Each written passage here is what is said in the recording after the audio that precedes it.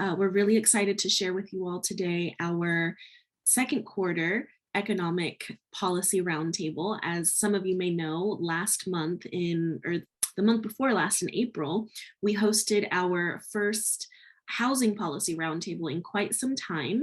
And next up on the slate is tonight's convening, which we will be diving into economic policy and solutions, and really just having a nice deep dive conversation to explore what priorities we would like to uplift. As many of you know, SFCDC, the South Florida Community Development Coalition, was established in 2007.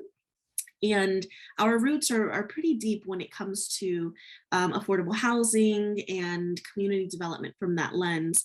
But we strongly feel that in addition to the housing side of the equation is, of course, the economic development portion. And so we're making a concerted effort to explore that more as a coalition, to add into our advocacy agenda for this year and 2023 coming up. So that way we have a more comprehensive approach to figuring out how we can make Miami-Dade and the greater Miami region the best place to live, work, and play. And of course, having good paying jobs and great opportunities and supporting small businesses is a very big part of that. So for those of you who do not know me, or I have not had the pleasure of meeting, my name is Maybelline Rodriguez Laureano, and I am the Executive Director for the South Florida Community Development Coalition, also known as SFCDC. And we're very excited to welcome you to our second quarter Economic Policy Roundtable. And with me, of course, I have Sam Dillard, our new engagement director, who's been with us for several months now.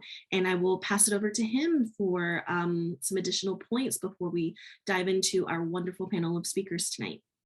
Thank you, May. As May said, my name is Sam Dillard, the engagement director with SFCDC. I'm really excited to be on board with the coalition and see so much response to our call to roundtables like this. And as May said, in addition to having a policy issue focus on affordable housing and economic development, we're also creating policy roundtables around issues of resiliency, whether that be folks in gentrification relative to climate change, transportation, and a whole myriad of issues. And really excited to plan that workshop as well, and roundtable.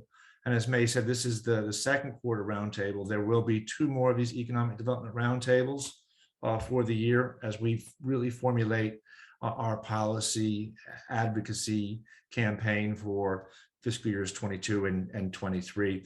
Also, I will drop a link in. I mean, many of you folks are members in the coalition, but I am also going to do a call to membership, and I'll drop a link in the chat where you can get a brochure that talks more about SFCDC, as well as a link to join online. I also want to just share, I don't think it was mentioned, but we are recording this event because we do like to share these with folks who had RSVP'd to attend, but for whatever reason weren't able to attend. So for posterity's sake, this is being recorded. Just thought I should share that as well. So May, I'm going to turn it back over to you, and I'll let you introduce our first 2 speakers, and I'll drop that link on membership in the brochure into the chat. Thanks so much, Sam. Really appreciate that. And again, as a coalition, one of our #1 priorities is the coalition building, and we do that with our advocates and allies. And our advocates, of course, being our membership base that are dues-paying members, to Sam's point, and we would love for all of you to be advocates alongside us in our membership base. And our allies are everyone else that partner with us, work side by side with us to get this important work done in the many lanes and the many ways that is necessary in order to make progress. And so we're so grateful for all of you for partaking and engaging. We're hoping that tonight's discussion is exactly that, an engaging and robust discussion and very interactive. So we encourage you to utilize the chat throughout the presentations if there's questions that come up or ideas that emerge.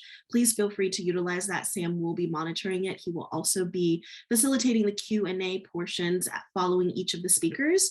So you will have an opportunity to ask directly if you so choose and address anything that you might find inquisitive from the presentations today. And so I'm going to share my screen briefly to do a quick walkthrough of our agenda for the evening. And we really appreciate all of you for joining. Hopefully you can stay for the entire duration, where we get to the point of the breakout workshops and group discussions. But if you have to step out early, there's no hard feelings. We completely understand and appreciate your time nevertheless. So just shortly, we're going to kick it over into statewide issues and really hear from some friends at the Florida Policy Institute, as well as the Community Reinvestment Alliance of Florida, which was previously South Florida, but they're doing big things and moving on up for a statewide presence. So we'll learn more about that shortly, and then we will sort of laser down to our county and city levels with the presentation from MDEAT, as well as some comments and thoughts from our good friends over at Catalyst Miami, whom we all love and cherish so very much. And then lastly, of course, we'll dive into the group discussion. We'll do a recap of some of the ideas that emerge. Hopefully we will be able to narrow down a few major takeaways that we can, in the time between now and the next economic policy workshop, really have an opportunity to deep dive and sort of think through, okay, what can we make of this? What research, what data do we need? So that next time we can really layer in some more dynamic conversation about specific priorities that we want to advocate in a campaign development. So without further ado, I'm going to pass it over to Sadaf, who is with us on the line, if I'm not mistaken. And welcome. I'll let you introduce yourself and dive into your presentation, which I'll share my screen momentarily. If it's easier, I can share mine and just move it along. Sure. Yeah. Now. Yeah, I think that might be just a bit easier for you.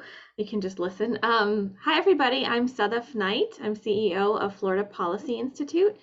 Thank you so much for inviting me to be a part of this roundtable. I'm going to just give everybody an overview of who we are and then some of the policy work that we're engaged in at the state level, and particularly looking at some of the issues that have implications in Miami-Dade.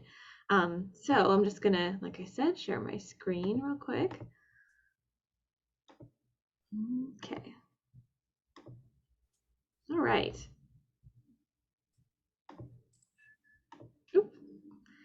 So FPI is a nonprofit, nonpartisan research and advocacy organization. We are committed to advancing state policies and budgets that further economic opportunity and economic mobility and improve the quality of life for all Floridians.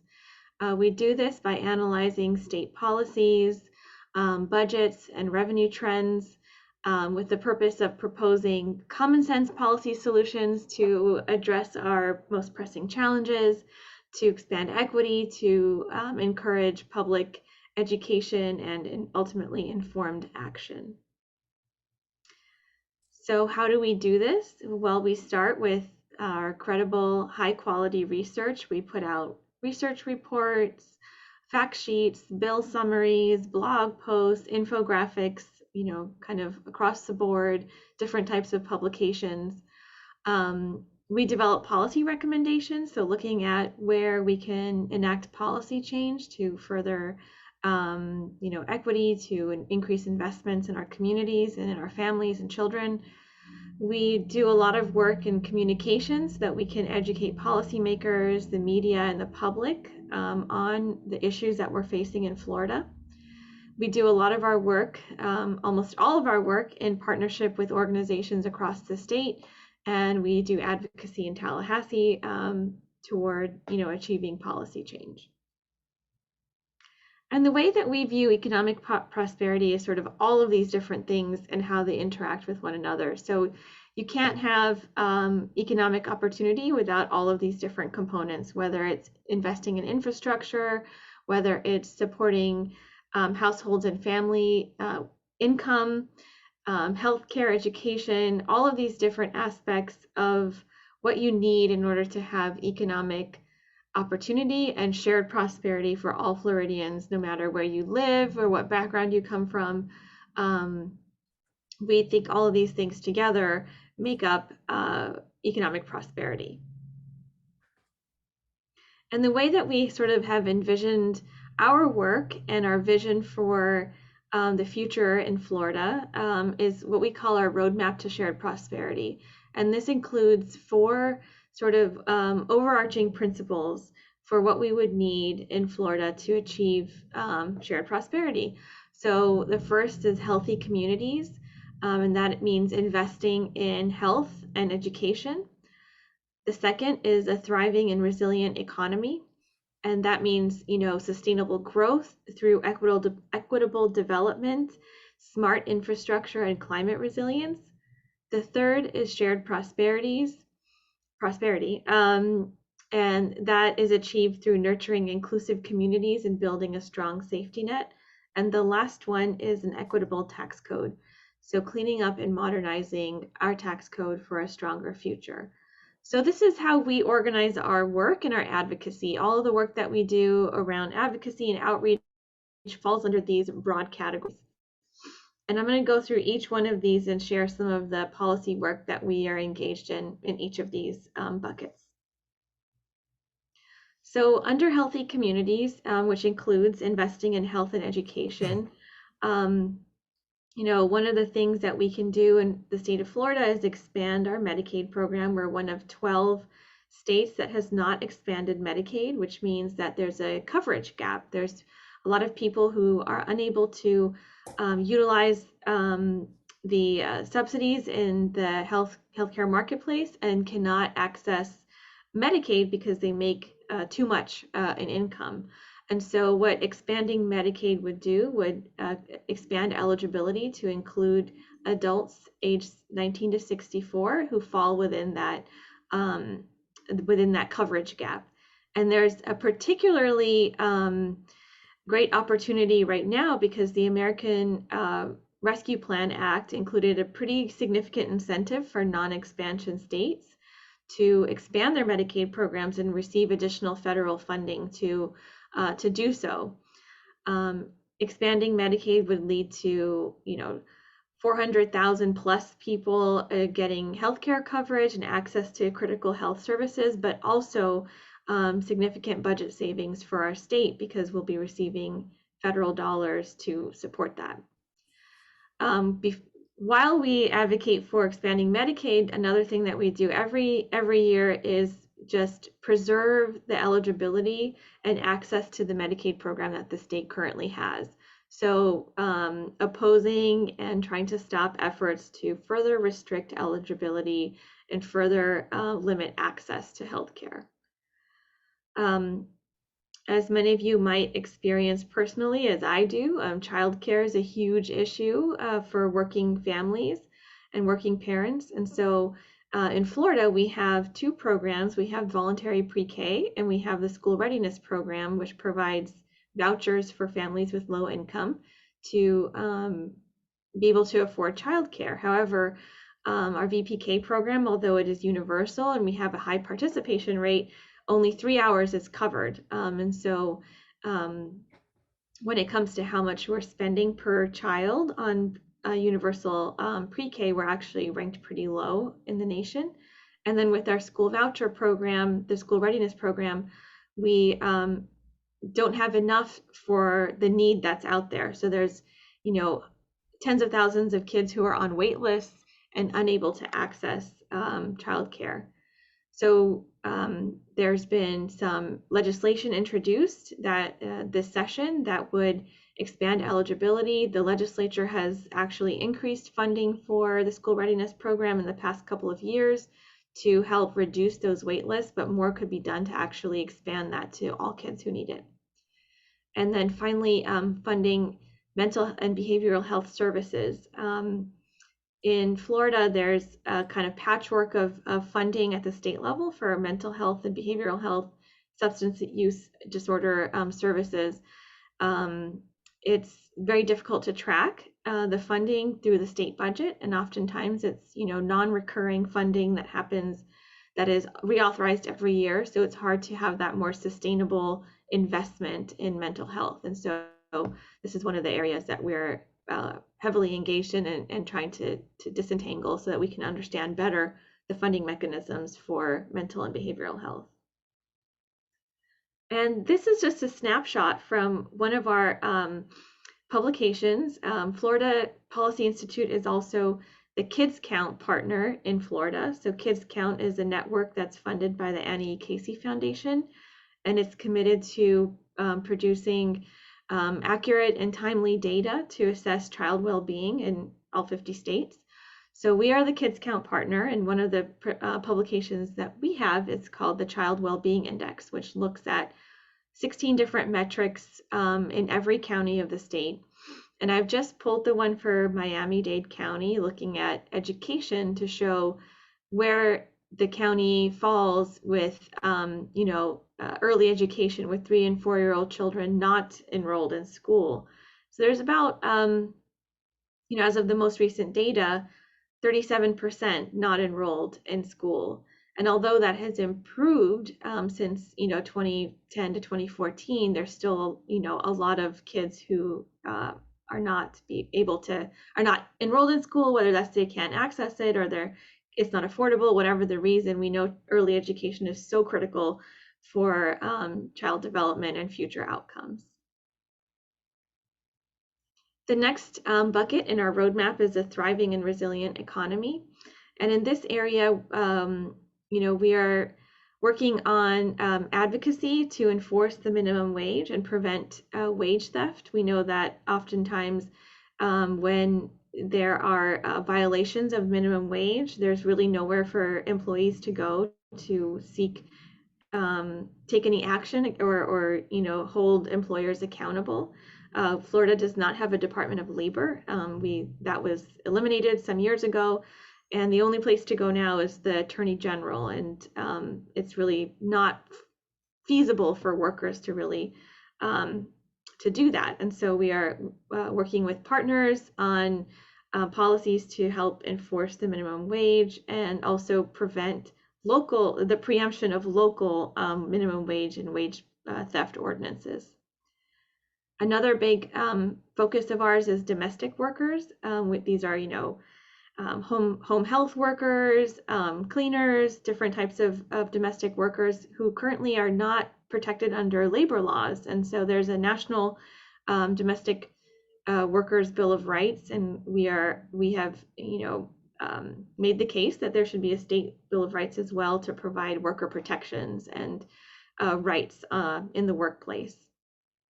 And then another aspect of a thriving and resilient economy is our natural resources, which are so critical to tourism, but also to our economy of the state, businesses and all of us who like to have clean air and clean water and places to go.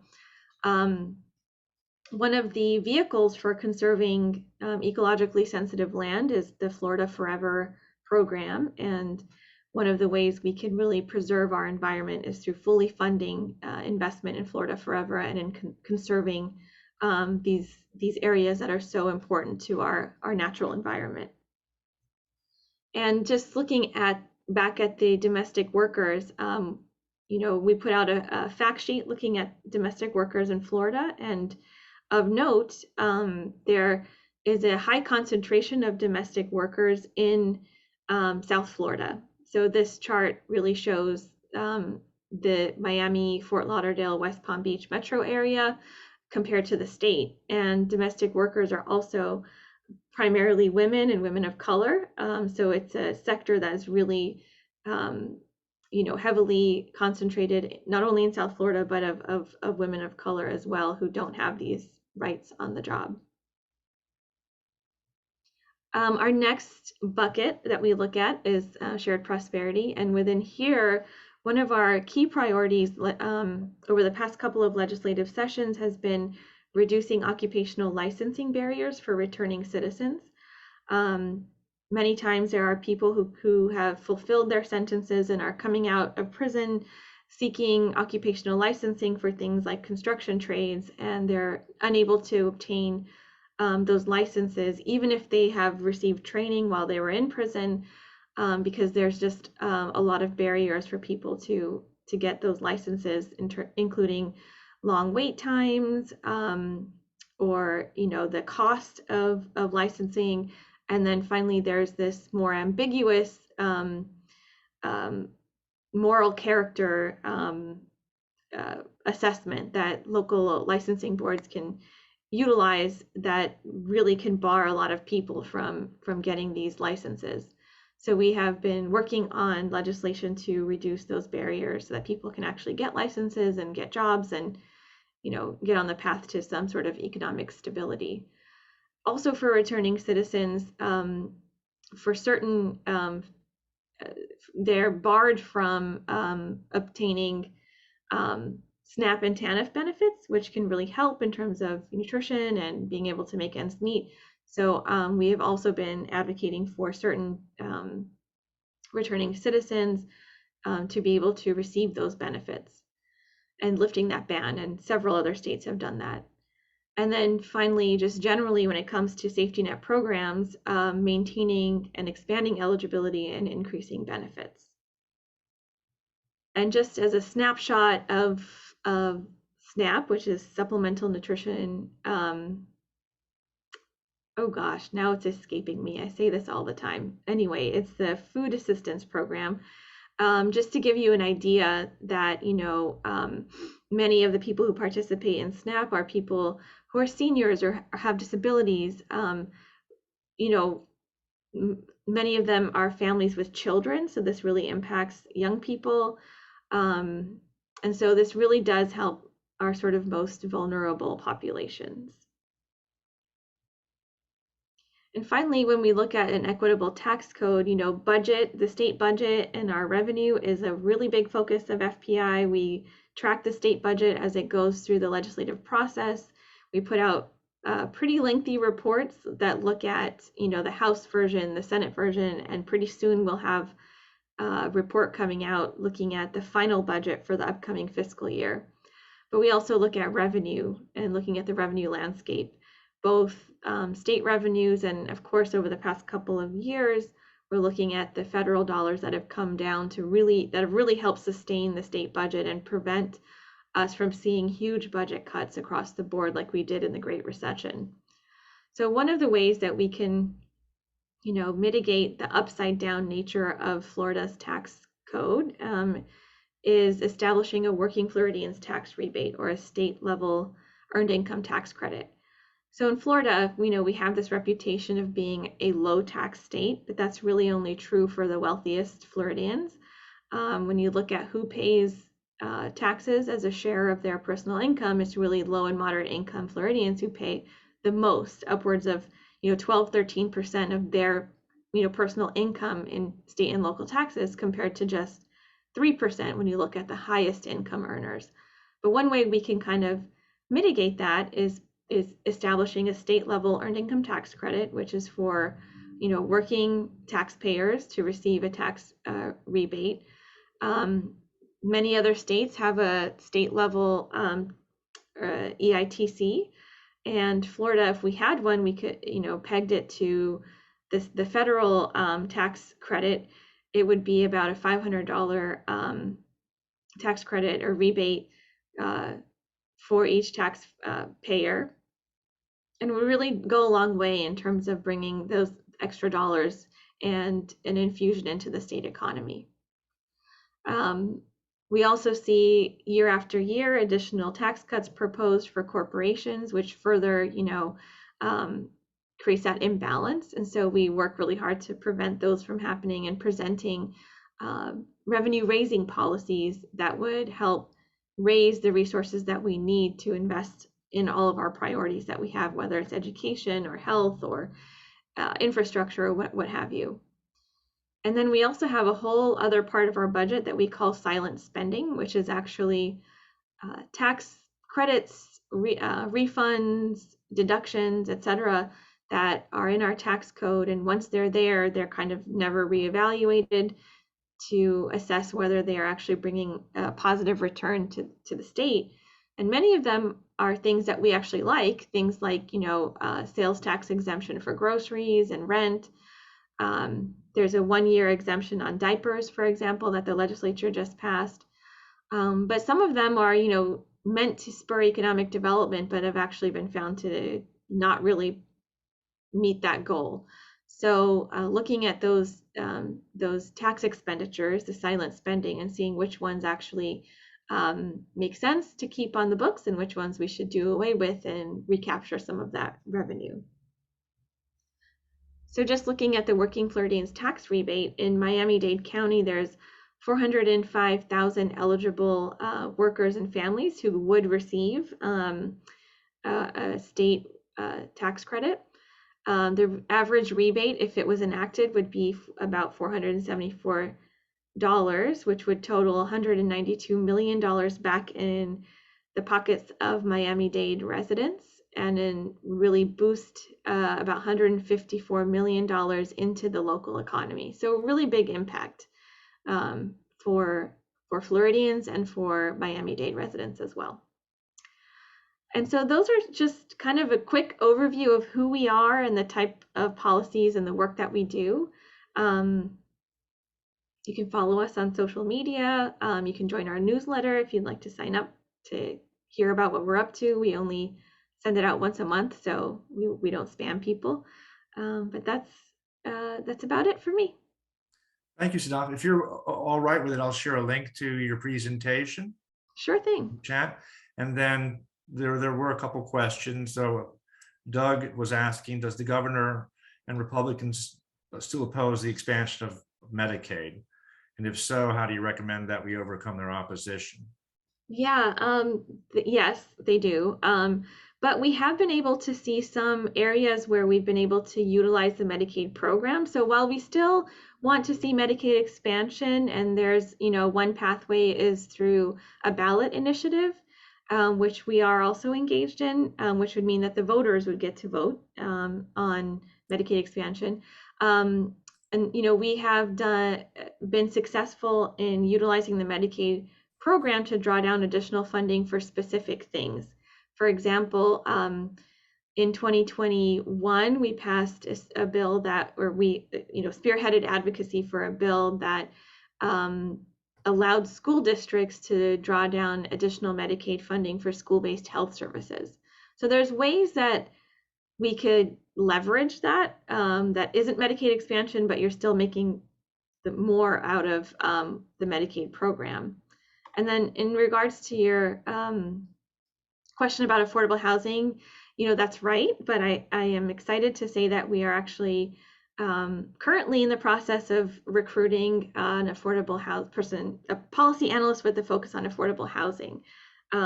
So far, because of just our limited capacity, we've really just looked at affordable housing through the lens of the state budget and funding for the Sadowski Trust Fund. But hopefully soon we'll be able to expand our capacity to look at affordable housing more holistically and coming up with policy solutions on that front as well. Very good. Folks, any other questions for Sadaf? And I can't see everyone, so if you have a question, I think with a small group, just go ahead and give a shout out.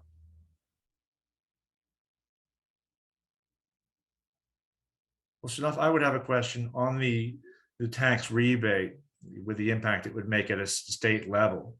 I mean, locally, how would a collective action based out of South Florida, initiated by the coalition, how would that even work?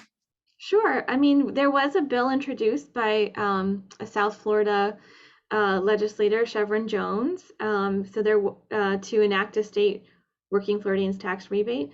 So, we hope that we will be, when we knew that, this is kind of a big legislative ask because it will come with an appropriation, but we are going to be continuing advocacy for this over the long term, and so we hope to see bills introduced, and it would be great, for support from South Florida, from the coalition, to engage on advocacy, whether that's engaging in social media, shares, or contacting legislators, or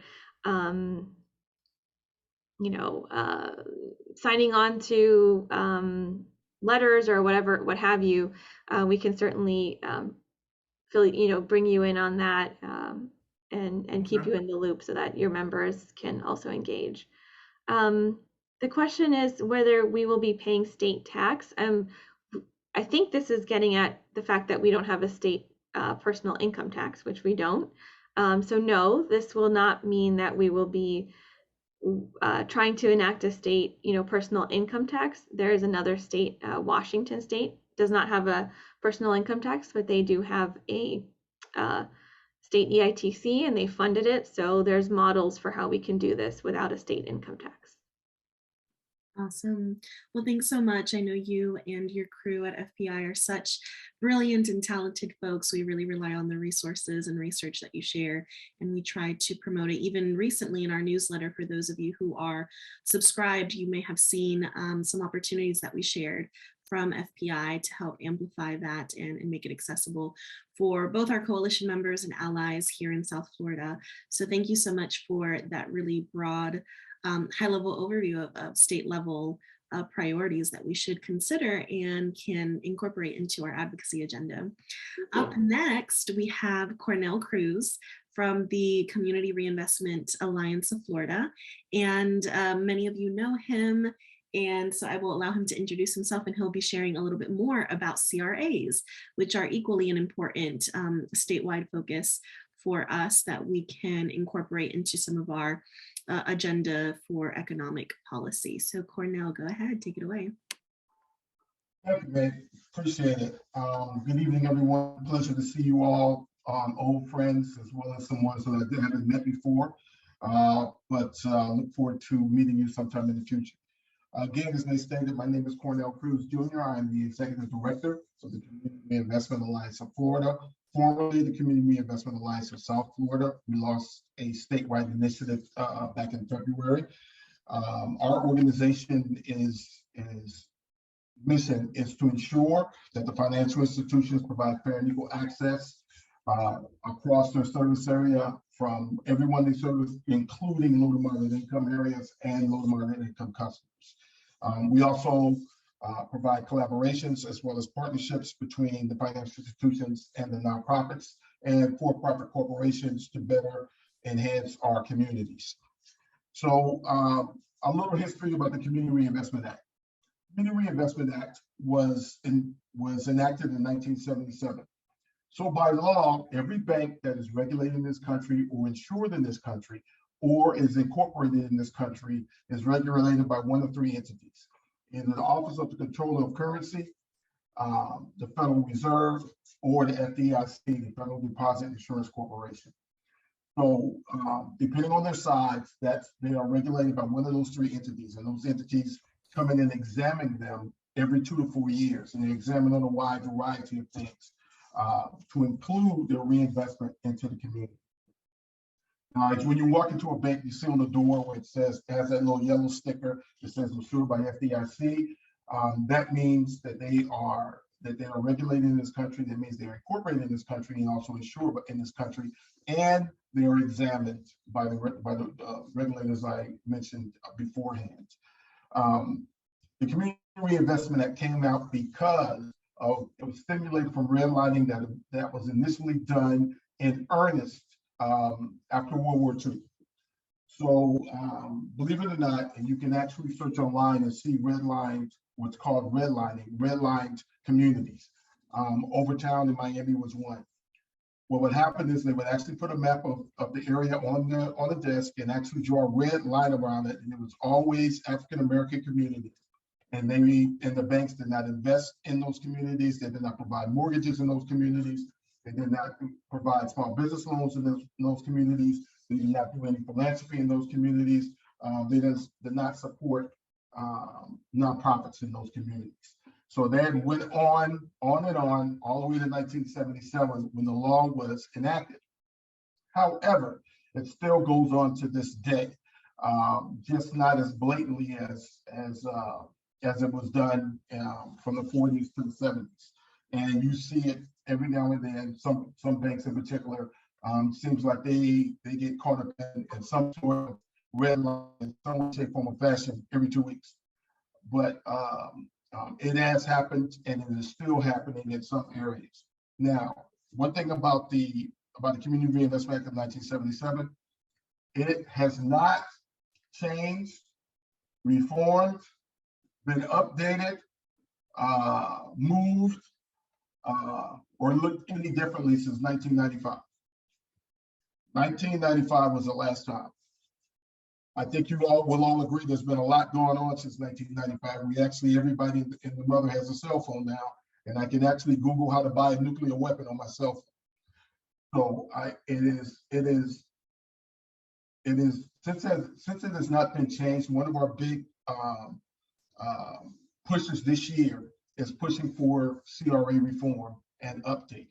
So as a matter of fact, I will be on several calls next week talking to our senators, our state senators, and a couple of representatives about supporting, updating, and reforming the Community Reinvestment Act.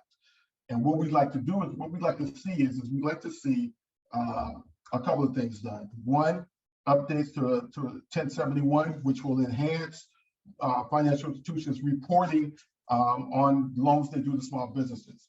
A lot of you know about HMDA and HMDA reports and how banks are required to report how they do housing mortgages. We want the same for small business loans. We also would like to see included in that is some things that the banks can get credit for that they are doing, but not getting credit for at this particular time. For instance, we are now working on community benefits agreements, and we'd like to see those as part of the graded curriculum. We also, as an organization, provide workshops. We are working, our next workshop is going to be how to data bank.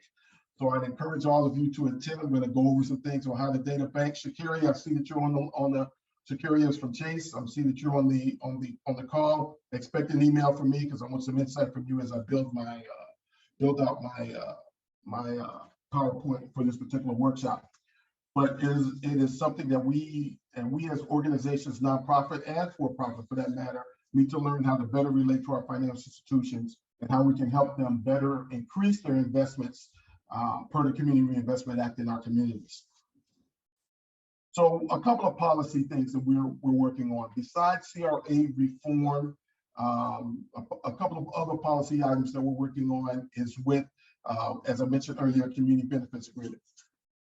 We, as an organization, have participated in 6, working on 7 right now, community benefits agreements over the last 6 years, totaling over $300 million. We've done this with banks with financial institutions who have either merged with another bank, acquired another bank, or have been acquired by another bank.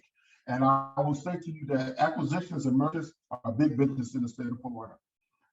It's happened, as I stated, we've done 6 going on 7 right now of those, and it is gone well as far as getting the banks to come into a community benefits agreement. But the big issue is it is not graded. It has not been graded by by one of the 3 entities that I spoke to you about earlier for the CRA exam. So that's one of the big things we're looking at doing as far as CRA reform and some policies. But we also, as an organization, we participate on a lot of things that have to do with the community, i.e. affordable housing, housing affordability, 2 different items. And a biggie that we're working on right now, and I'm part of a panel in DC the week of the 12th with the National Community Reinvestment Coalition, our national partner, where we're going to talk about building goals in order to build Black home ownership. And one of the items that I want to talk about is corporate housing bias, which affects us all, not just the African American community. Wall Street and hedge funders are purchasing large amounts of homes and then turning around and renting those homes out at astronomical prices and keeping those homes from being purchased. So we want to look at changing that policy and somehow at least having a regulation so that we can regulate some of that. I get it. Everyone wants to say, well, that's free market, that's capitalism. but capitalism also must have some type of social justice to it as well. So we want to work on the corporate housing buys that are going in Florida. For instance, just quickly, in November, December, one hedge funder closed on 1,800 homes in Dade, Broward, and Palm Beach County. 1,800. So now we have 1,800 families that will never be able to purchase a piece of property. When we know in this country, since the Pilgrims came, land is the first step towards building generational wealth. We also look at transportation. We also look at racial equality. And Ms. Knight brought up something very, very interesting. She talked about taxes and the tax code. So it just so happens that I was reading before we started this meeting, that it just came out today that the state exceeded their April projections by 23%. So the state in April alone made $4.4 billion. They had expected they expected $3.7 billion, made $4.4 billion. Now the big question is, where does that money going? So we have to be in the ear of state legislators, getting them to understand that money could be used for quite a few things. It could be used for Sadowski Fund, which gets rated from every other day. It can be used to provide programs and services for our low to moderate income. It can be used for affordable housing. It can be used to maybe have a loan fund for the nonprofit developers who are building our affordable housing for us. There's a lot of things it could be used for. I was in a meeting with the governor, and the governor stated that the state expects a $500 million surplus this year. $500 million. We have to be able to advocate for where that money goes, and we need to have our voices heard. So that's another one of the items that we will be talking about in order to influence where our money goes in the state. I think as an organization, we have to lead that fight. We have to coalesce with other organizations, including SFCDC and all the others that are part of this call, to build a coalition to make our voices heard. And Ms. Knight, I'm glad your organization is on today, because a lot of these items that we need to talk about, and we need to have a voice in Tallahassee, not just in Tallahassee, but with our legislators as well, when they're at home talking about these particular items. So I look forward to hearing any questions that you may have, and look forward to building the collaborations and partnerships, especially with our financial institutions, to enhance our stature, so to speak, in Tallahassee, so we can actually get some things done in our state. And any questions? That's it, man. Thank you so much, Cornell. I haven't seen any questions come through the chat yet, but I did have a question and wanted you to take a minute or so to expound, particularly on CBAs and how you see the role of CBAs in terms of advocating for small businesses and supporting them through that route. I know when it comes to these massive mega development projects, sometimes they want to divvy it up with other smaller large businesses and corporations, but how can we advocate to have more space, for example, our commercial properties and other things like that, to support our local mom and pop shops that have been such a meaningful part of the fabric of our community? Well, one of those ways, great question, man. One of those ways we can do that, when we do community benefits agreements, either with the financial institutions or developers, as developers come into an area and want to do a project, is that we have to be in the room and talk about what is needed as far as the community is concerned, and have the community in the room. So that includes the small business owners being able to be in there and say, okay, look, here's some issues that we're having, and here's some things that we need to be done. When we do them with financial institutions, we talk about small businesses. We talk about different projects they can actually invest in order to increase our small businesses' ability to do things. Now, for instance, in the state of Florida, 67% of the businesses in the state of Florida are small businesses, and not by the SBA's determination of small businesses. 67% of the businesses in the state of Florida are small. 62% of those businesses have 5 employees or less. As you well know, we don't build anything here. We don't manufacture anything here in our state. Our state is mostly is built on small businesses.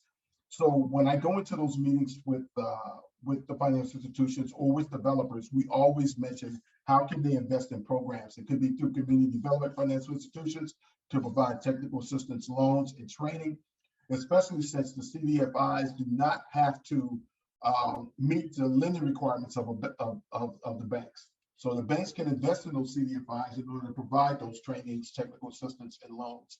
And just FYI, if a bank gives a small business loans a small business $50,000, it costs them upwards of $110,000 in order to service that particular loan.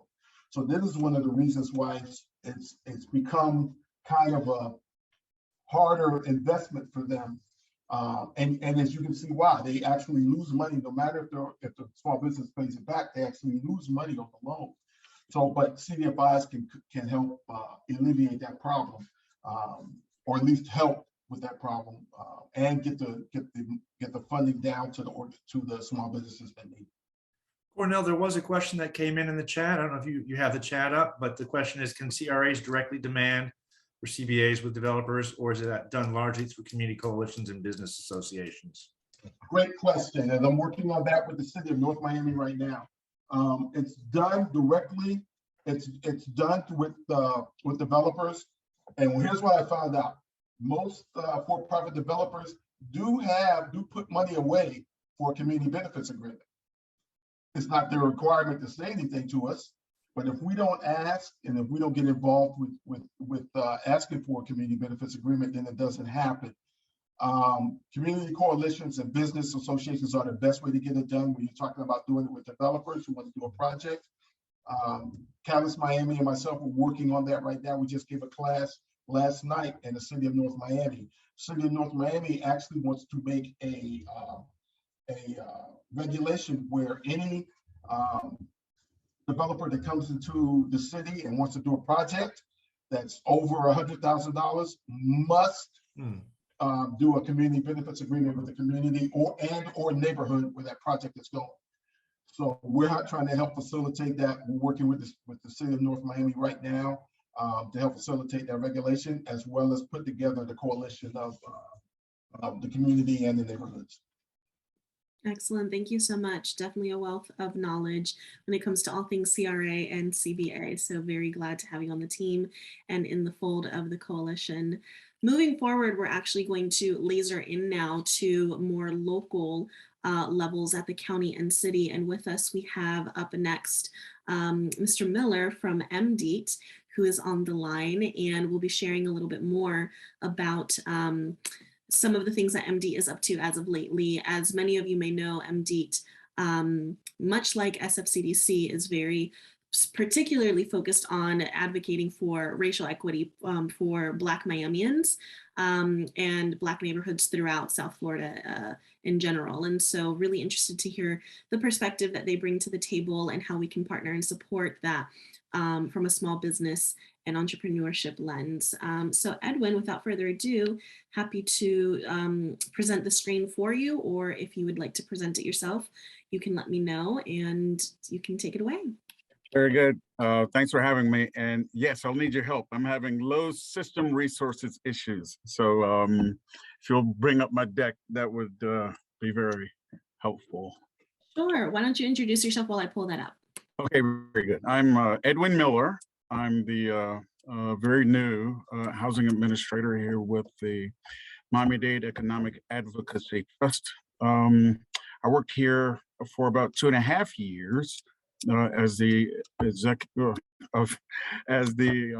economic development manager. Then I left and went to work for the Black Business Investment Fund for 6 months, and I've been back in my new capacity for 3 weeks. So Bill Diggs, our new fearless leader, our new director, asked me to just kind of do this in his stead. So that's the reason why I'm here today. Yeah. All right, so I'll talk about the historical overview, the mission. I'll discuss economic parity and just kind of Mr. Diggs' plans going forward. Can you go to the next slide, please? Okay, the Metro Miami Action Plan Trust, or MAP, started as a result of the 1980, back one more if you don't mind, the 1980 McDuffie riots. At that time, MAP was about housing, economic development, criminal justice. Sorry, I don't know why it's auto playing. Give me one moment. Education and social justice. Then fast forward to 2009, the MAP Trust went away, and the Miami-Dade Economic Advocacy Trust was put into place. In fact, they ended up with a new board, a new director, and just kind of focused more so on advocacy. And it was about creating parity between the Black community at large, well, the Black community and the population at large. So the programs ended up being the homeownership assistance program, economic development, and youth development. Next slide, please. Okay, there's another entity that we have, the Foundation for Youth and Economic Development. That 501c3 just kind of allows us to do some of the things that we can't do as a government entity. Next slide, if you will, if you can. All right, so listen, I know we can all read, but I'd like to read this mission. Miami-Dade Economic Advocacy Trust mission is to ensure the equitable participation of Blacks in Miami-Dade County's economic growth through advocacy and monitoring of economic conditions and economic development initiatives in Miami-Dade County. Next slide, please. All right, so I want to talk about economic parity. Next slide. Okay, so these are some of the ways we try and give rise to economic parity. We have a small business capitalization grant program that we've been operating since 2018. With the homeownership assistance program, we have a down payment assistance program whereby we provide up to $12,500 toward the closing costs for first-time home buyers. And we secure our junior notes with junior liens or mortgages. And going forward, to just kind of help with a lot of the housing issues that we have here in Miami-Dade County, it's our new executive director's push to focus on rehab, construction, and purchase programs. Our youth program, we have a teen court program. I'll go into that more so later, but going forward, we're going to focus more so on Black family enrichment, not just healing the kids, but just kind of healing the whole family.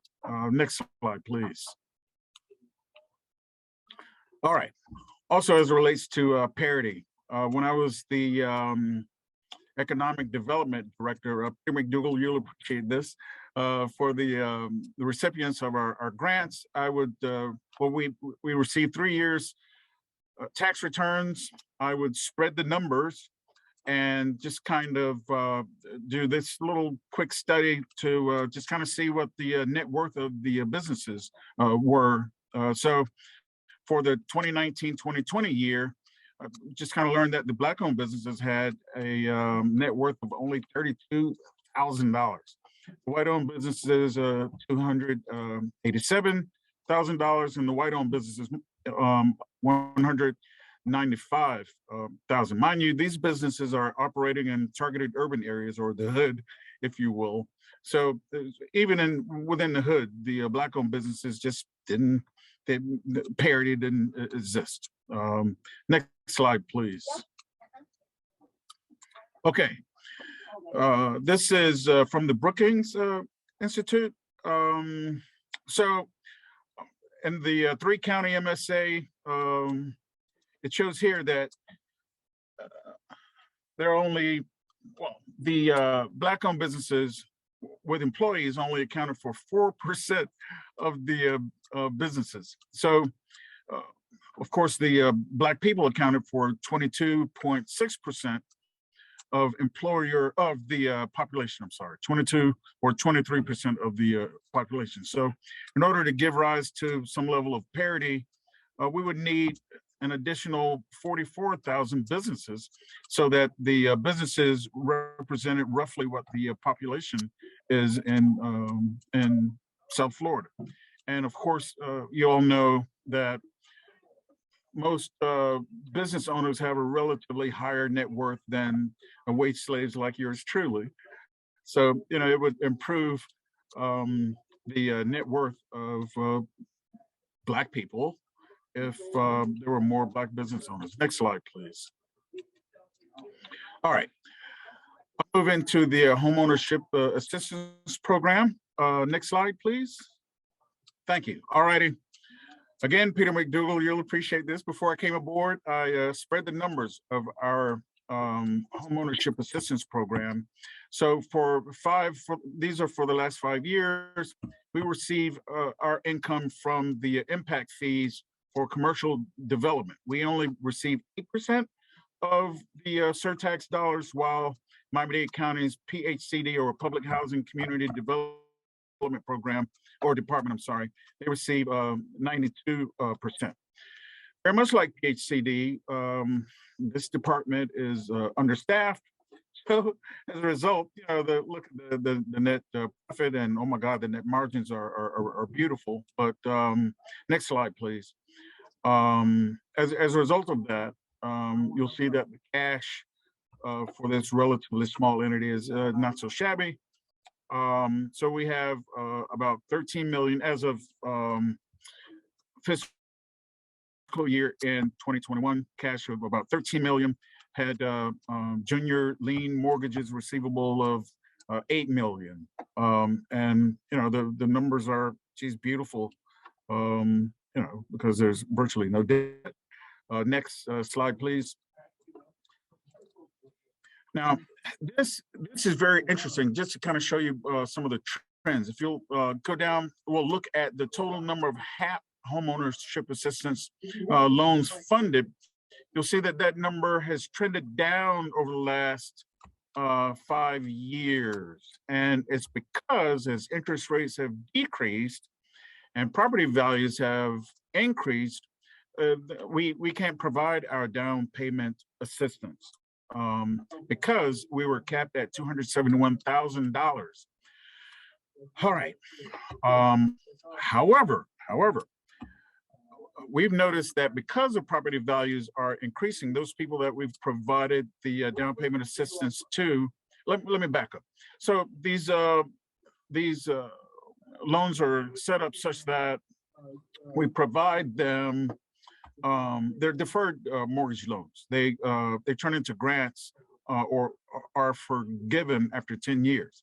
But because property values are high, you know, people don't mind paying off the amount that we have outstanding on average for about $5,000, so that they can get a windfall of cash. So a large part of what we're doing is kind of providing payoffs and receiving checks in a fairly decent way, which gives rise to a lot of that cash that you saw earlier. But I want you to focus on the ethnicity down there. You'll see that the number, of course, that number trended down, the number of Black people that we provided our down payment assistance to. But you'll see that only 25% of the recipients of this is average, only 25% of the recipients over the last 5 years were Black. The Black community didn't like that very much at all. And we have a new executive director. A lot of things are changing. Next slide, if you will.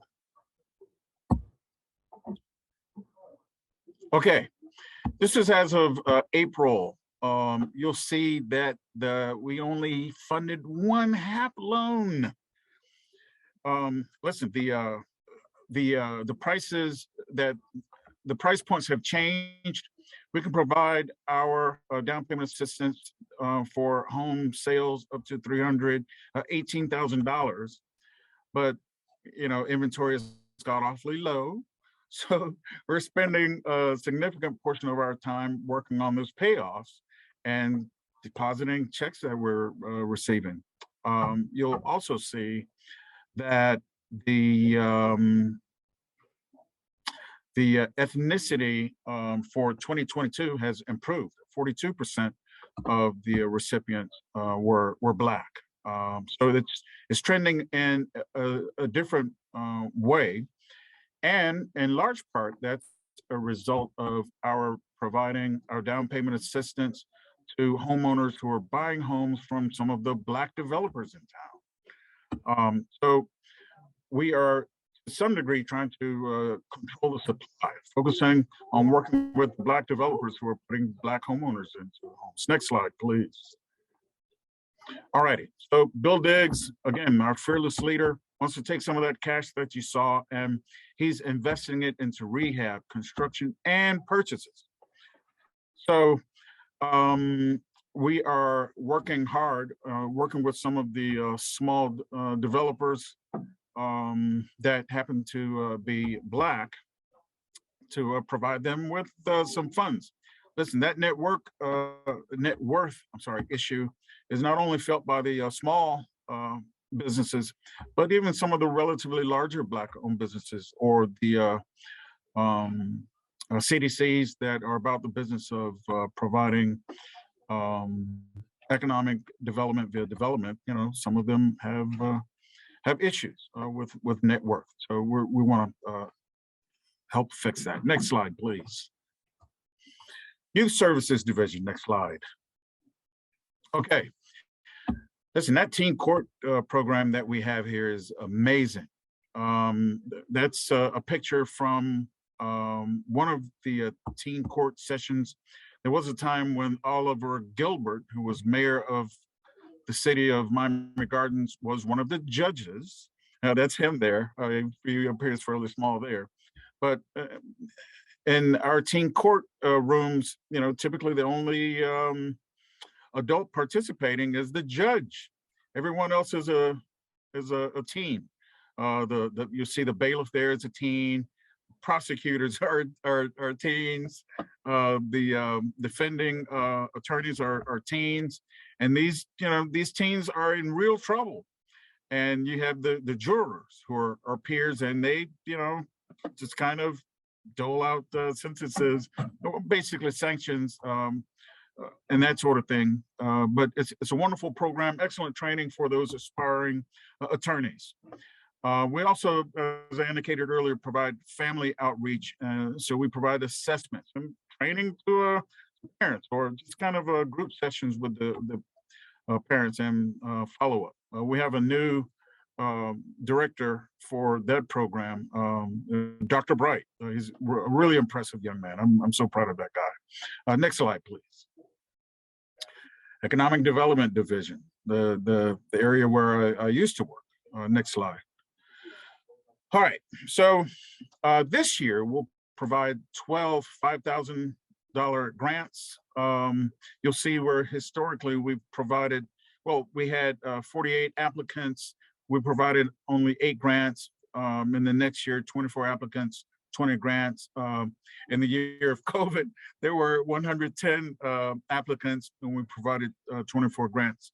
But historically, they've been micro grants, and you'd be surprised at the businesses, some of which generated $1 million in revenue, especially in the COVID year 2020, and couldn't turn them away, and you'd be surprised they needed funding during the year of COVID. But we also have a workshop series. So this year they'll focus on business credit, SBE certification, helping them with loans. I'd love to do that. I was a lender at a CDFI, right, Sam?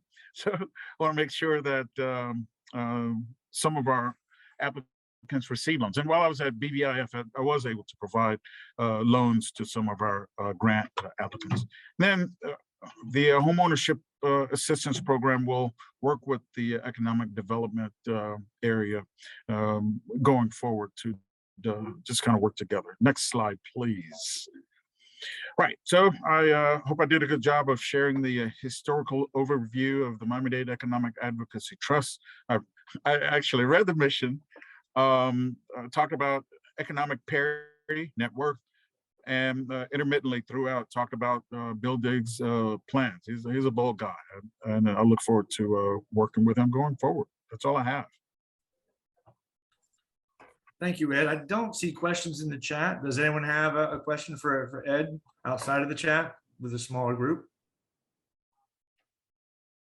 And folks, for those of you who maybe joined late, you can see the link to Ed's presentation that is free to be downloaded for future review. So. Well, we are a little bit behind time, so thank you so very much, Ed. We really appreciate your overview, and very excited to see the new leadership of Mr. Diggs and all he has planned to help uplift the Black community, particularly the Black small businesses throughout the county. And so up next, last but not least, we have our good friends from Catalyst. Several of you are on the call, and Ahmed, I want to pass it over to you to share a little bit more about some local advocacy right here in our backyard in the city of Miami and throughout the county in terms of a more grassroots and nonprofit approach to how we are tackling some of these issues that we see, much to what Mr. Miller described in terms of the parity and racial equity at large. So without further ado, Ahmed, go ahead. Thank you, May, and thank you so much for having me. So my name is Ahmed Mori. I'm the Vice President of Community Economic Development at Catalyst Miami. By way of an overview, Catalyst Miami focuses on promoting social and economic racial justice via a whole suite of direct services that include financial capability services, healthcare enrollment, and small business TA, policy advocacy along a number of issues, including different economic justice issues, housing justice, climate, public health, education, and more, both at the local and state levels. And also through a new suite of programs that we've been developing over the last few years, which were really represent sort of a deeper intervention into economic development. That's a little bit of what I'm going to focus on now, is really just since these are the way that we like to craft or think about the kinds of policy that we advocate for, the kinds of program that we create, that it's deeply in collaboration with community. And so as a result of these interventions into economic development that I'll go into in a second, we've been thinking about or already advocating for specific policies at the local level that'll work to stabilize folks in our communities, build individual and community wealth, democratize ownership of property and businesses, as well as actually Cornell stole my thunder here a little bit, but things like community benefits agreements, and Cornell mentioned the North Miami initiative, but I'll mention a couple of other things that we're doing that aren't necessarily strictly policy, but it's really figuring out how to take advantage of our role as a community-based organization and the sort of presence that we have in multiple communities throughout Miami-Dade County, to try to make these things happen in multiple ways, right? So there's the policy angle, but then there's also, how we can work to help operationalize certain ideas, or at the very minimum, bring them into a sort of cultural and political, bring a certain cultural and political awareness, the ideas that we're hearing from community members and potential solutions that many times they're proposing directly to us.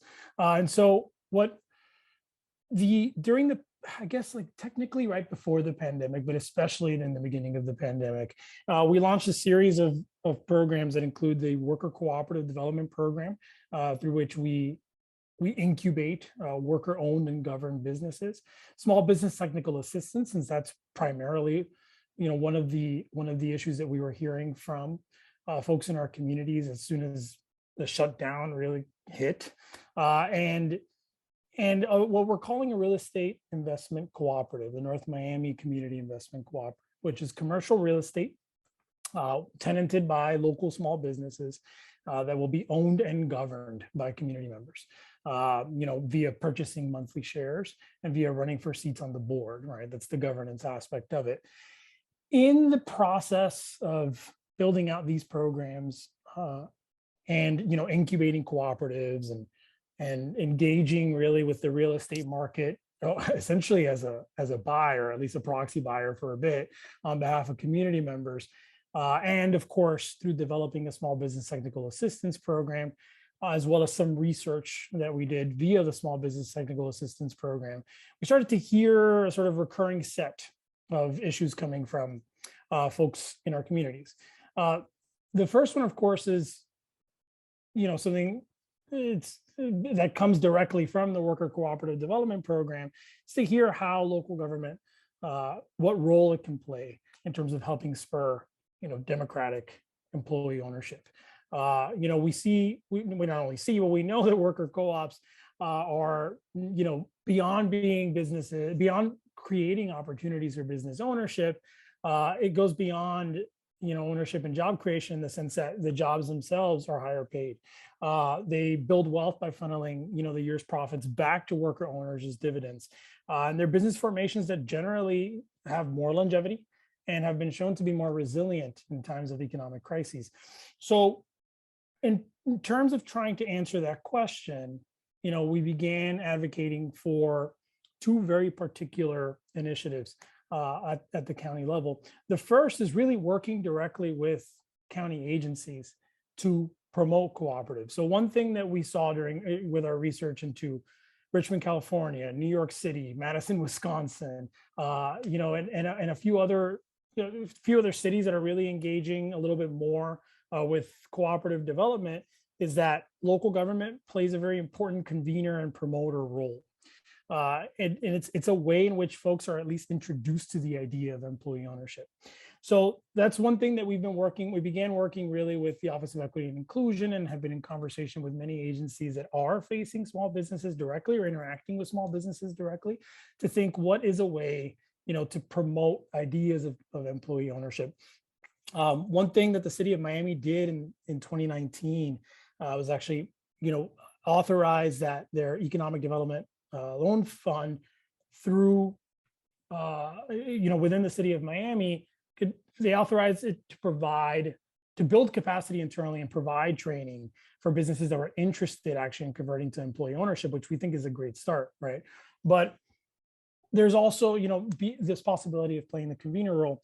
A second thing that we've been advocating for is something that actually has been enormously successful in a number of cities, which addresses not only, the idea of promoting and building employee ownership, but also building the capacity within a sort of nonprofit economic development ecosystem, which is something very similar to what we see in New York that's called the Worker Cooperative Business Development Initiative.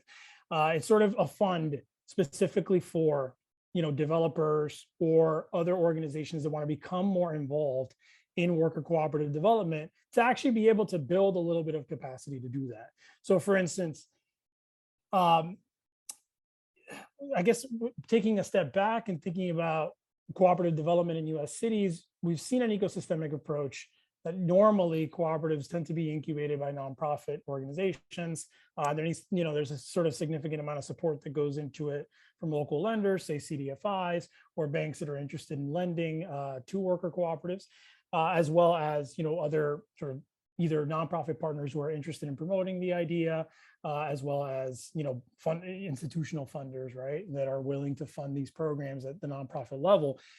But in cities or counties, I guess, where there have been dedicated funds that go to nonprofits who are engaged in worker cooperative development, we've seen a proliferation. In New York, there was like a 5-fold proliferation in just 2 years of the amount of worker cooperatives that were developed locally. And we've sort of seen sustained growth. So what we've been pitching is a $500,000 pilot program to go to organizations who are interested in building out this capacity. Right now, for instance, we're partnering very closely with the Miami Worker Center, who's building out its own capacity to build out cooperatives, specifically domestic worker cooperatives. So this is something that is obviously very near and dear to our hearts. and an ecosystem that we're very interested in seeing flourish. And it's kind of an example of how, some either administrative help at the county level or some dedicated monies, really essentially a certain degree of policy advocacy can contribute greatly to boosting sort of the development of an ecosystem. It's also an example of a partnership between local government and nonprofit organizations, community-based organizations, as well as funders such as CDFIs, right? Another thing that we've seen quite a bit of is particularly through our small business technical assistance work. And these are two current sort of policy ideas that we're researching at the moment in order to see, not only their political feasibility, but also to what extent there's a sort of like legal feasibility, right, or administrative feasibility at the county and or city levels. But there are two things that we're seeing really deal with small business displacement. And based on surveys that we conducted with small businesses in North Miami, we've really kind of like zeroed in on two potential policy areas or ideas or issues at least conversations to have. One of them is really a small business anti-harassment policy. As I mentioned, commercial tenant anti-harassment policy. And so, what that really means, the model policy was really passed in New York City. We have been interviewing small businesses in New York City to get a sense of the effectiveness and whether or not this has been a deterrent to commercial landlord harassment. But it's the idea of, to what extent there exists a legal remedy for small businesses to rely on when it comes to some kind of harassment from landlords. And the example of the New York City ordinance, we have, essentially there are penalties for landlords, and it really creates a legal claim for small businesses to bring forward. Penalties for landlords against use of force, interrupting essential business services, filing frivolous lawsuits, changing locks, preventing tenants from entering. It's really those categories of harassment, which we saw time and time again during the pandemic with the small businesses that we were working with. And so this has really come to the fore. Though, we're sort of in the middle of figuring out, what the conversation is, whether this, becomes, whether this reaches the level of policy advocacy. But if and when it does, I guess, what we've learned from a lot of small businesses in New York were that many didn't even know that the law existed. And a lot of them were saying there is no city funded legal help for this. There's the sort of like legal help that comes beforehand in order for, as like know your rights trainings and things of the sort, but not after the fact. And there was also generally some distrust in the law and in the courts generally, right? A sort of procedural justice kind of argument. So these would be things that would need to be remedied, right? In any kind of like future policy proposal, or whether, or to the extent that it rises as it rises to become part of the political conversation, so to speak. The second thing that kept coming up is the presence of, sort of large multinational chains, chain stores, et cetera, in neighborhoods, their tendency to, not only increase property rates, but also crowd out local businesses and certain sort of labor monopsonistic tendencies, right? To keep folks to keep workers immobile, keep workers in low wage positions, et cetera.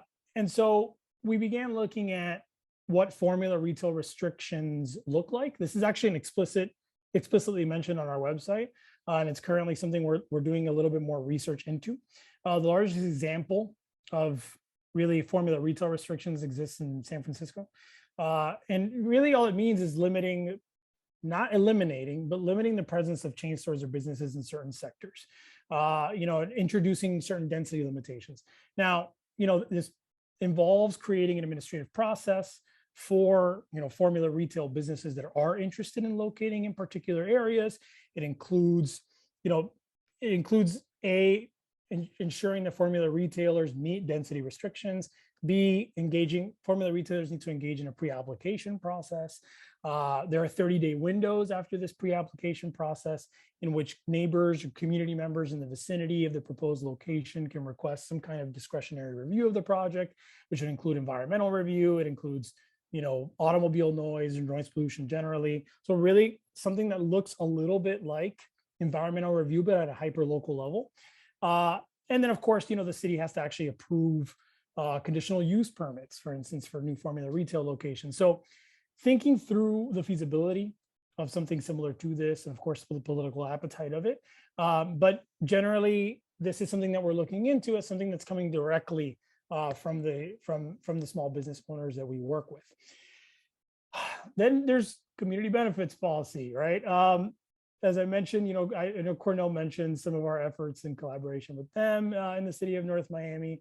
But we've also, so to back up a little bit, in 2020, we worked with a coalition of South Florida-based organizations that included the Alapata Collaborative, Miami Workers Center, SMASH, a whole host of groups that we came together to essentially create a model community benefits agreement for community members who are sort of interested in trying to organize either other community groups or individual community members when there is a new development, sort of coming to their neighborhood, and to have a tool for folks to already sort of start thinking about what kinds of benefits can be requested as they come to the table, right?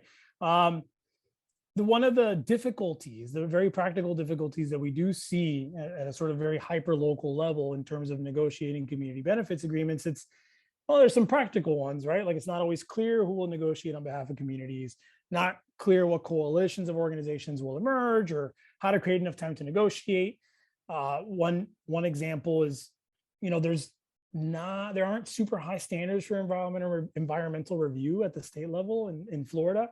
And that's a commonly used tactic, right, for organizations or activists in other cities to use to delay development approvals in order to pressure activists to come to the table. And usually, there's a whole host of legal claims that are created or state level administrative claims. We lack a lot of that, unfortunately, in Florida. So a lot of what we're thinking about is kind of like, it's twofold. One, it's how can Catalyst, as a community-based organization with presence throughout the county, how can we serve as a convener, right? Or what kind of convener role can we play in the event that there is, some appetite for community benefits agreements with developers? And the second is sort of other policies that aren't exactly sort of what Cornell was discussing in North Miami, but sort of adjacent to community benefits agreements, which are, things like multi-parcel development standards, and to what extent that's feasible, applying community benefits. What that really looks like is applying community benefits principles to large parcels of land that are slated for development, and also just targeted hiring requirements for new developments, et cetera, right? And those are some of the things that we're digging a little bit more deeply into as a result of our community economic development work. Lastly, I want to try to wrap because I know that we're over time. We are also starting to think about, all this whatever new economic development programming emerges at Catalyst in a way that where we can evaluate new programming or new projects as they go in order to start thinking about what creating policy around them looks like. So one particular example is a collaboration that we're just kicking off now with Forward Together New Orleans, which is a 501c3 that was created after Mayor Cantrell's first electoral win over there, to pilot a form of a UBI program, right? And this would be very, very small at first. We're thinking about 10 families, and it's still not entirely clear whether it'll be, universal basic income or whether it'll be some kind of income that's then used for sort of equity crowdsourcing investments. But the idea is that as we engage in these new programs, trace their development, understand, generally how community members are reacting to it, uplift their voices in terms of like what's going right, what's going wrong, and then determining whether the implementation process, whether it's something that's either replicable for other organizations or whether it serves as a particular kind of use case for policy in the future. So really kind of like thinking about, some of the practical difficulties involved, funding difficulties, et cetera, and implementation hurdles sort of en route towards implementing these new programs. So UBI is one example. We're thinking about what it would look like to do something more akin, for instance, to baby bonds through our children's savings accounts programs, right? So really, what it would look like to actually give young people sums of money and provide, more targeted education around what it can be used for after high school graduation. So thinking that way, right, through economic development programming in the community, which is like, how can we create programs that are addressing the issues that we're hearing from our community members, but also figure out ways in which they serve as use cases for potential economic justice and more inclusive economic development policy moving forward. So I'll wrap there. Very good, Ahmed. I'm not sure if you're watching the chat, but there was a question. Does the recent Tenant Bill of Rights extend to commercial renters? So as far as I know, I could be mistaken on this. As far as I know, it does not. But I think what it does do to some extent is open up a conversation, right, around what it looks like to have, sort of meaningful, equitable, and actionable policy around rights for commercial renters. Very good. Any other questions from the audience? Covered a lot of ground there, Ahmed. I'm anxious to watch the recording to catch more of it. And May, I'm gonna turn it back over to you. Thank you. Well, thanks so much. And thank you all who are still on with us. I know a couple of people have had to filter out, and that's completely understandable. We'll be able to share the recording so they'll catch up and hear all of this good information and dialogue that we're getting ready to dive into. So I want to encourage everyone to, take a breath. I know we've been on the call for an hour and a half at this point. So take a deep breath, stretch, do whatever you need to do, grab a drink of water, stay hydrated, but really want to encourage everyone, if you're willing to and able to, come on camera and provide an opportunity for you all to interact with us. You've heard from a number of leaders and professionals in our community, but each of you here plays a unique role in what economic development looks like in our community, either as a resident, as a consumer, perhaps you have a side gig that you're working on as an entrepreneur as well. Perhaps you are a funder, perhaps you are a mediator or intermediary who can help share capital and share resources and opportunities. And so we really wanted to provide this space and this convening, much to what Ahmed just described, as a resource to kind of filter through what are some of the concerns that we hear. There's so much that it can be encompassed when it comes to economic development, but at this unique time and place that we find ourselves, 2+ years after the onset of the pandemic, in getting ready to dive into hurricane season, and Lord knows, knock on wood, what that may bring, and hopefully nothing terrible for us this year. But there's a lot at stake, and we want to make sure, as I mentioned at the top of the call, community development and economic development go hand in hand, which is why we wanted to make sure that we start incorporating these different priorities into our advocacy agenda to really take a look at where we can have meaningful impact and where we can coalesce collective action that is going to help progress some of these things. I know several of the speakers today mentioned, some of the overlap between developers and small businesses, and how that arena overlaps. And so obviously that's an area where SFCDC has a lot of capacity in terms of trying to provide technical assistance and support and things of that nature.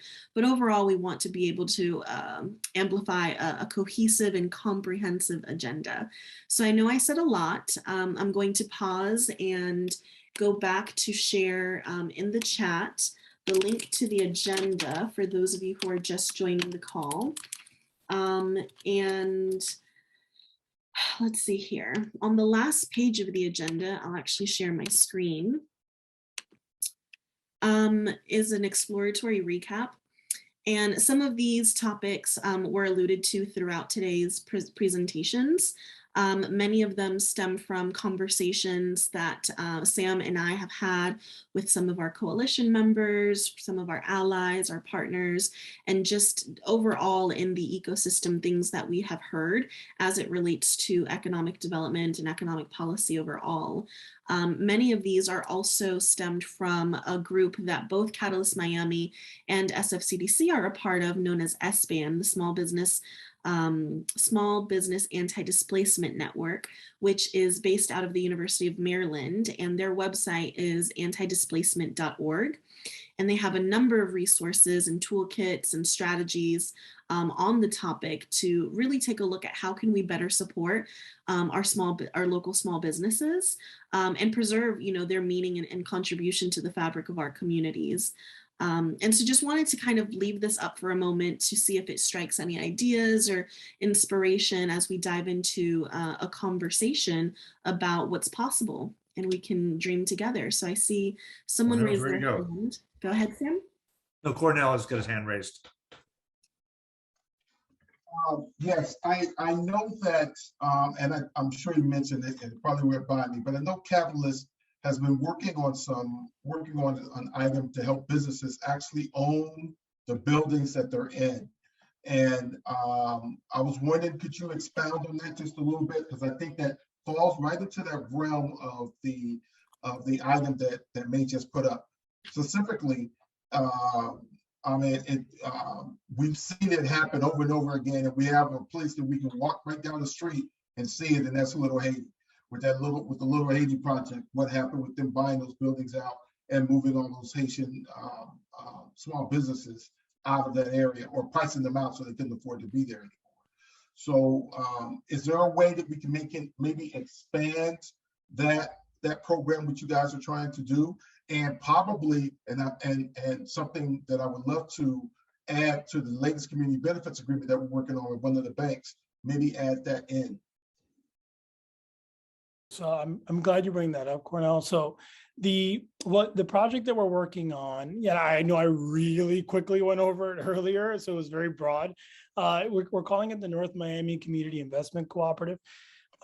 What it is it's commercial. It's a commercial property, with local businesses as small tenants, where ownership opportunities will be opened up to the small businesses and to individual community members in the property, and so essentially the structure is that shares, that are issued pursuant to a securities exemption, which thankfully there's a pathway towards, thanks to a similar project in Oregon. We'd be issuing between 1 and 10 shares per purchaser that we can, where the goal is, based on the numbers as we run it, and we'd have about 80% community ownership at the 9.5 to 10 year mark. All right. Of course, and then the other important part is that it's cooperatively governed by community members or anybody, folks who are buying shares into the property by reserving the significant majority of board seats for community members. The expansion's tricky, right? Because like a lot of what the goal is like, what does a portfolio of community owned properties look like? And of course, not all of them need to have this ownership structure. So to your point, Cornell, some can be commercial land trusts, and if there is like an opportunity to get into housing, some can be, limited equity housing co-ops or, community land trusts. But the trick is the portfolio. And so what happens with us as a community-based organization, the principal challenge that we're running into is Catalyst is not a property market actor, right? Catalyst is a community organization. So, we have already, not only do we have an immense amount of oversight as a 501c3, like off the bat, right? It's like structured into it, but also like a lot of sellers or would-be sellers aren't particularly interested in either trying to meet us halfway, right? Treating us essentially as the kinds of speculators that are picking up properties up and down West Dixie and North Miami right now. And that's who we're competing with, right? We're competing with like these New York State developers. The second part of that is funding sources. A lot of what we're looking at are PRIs and structuring deals in different ways.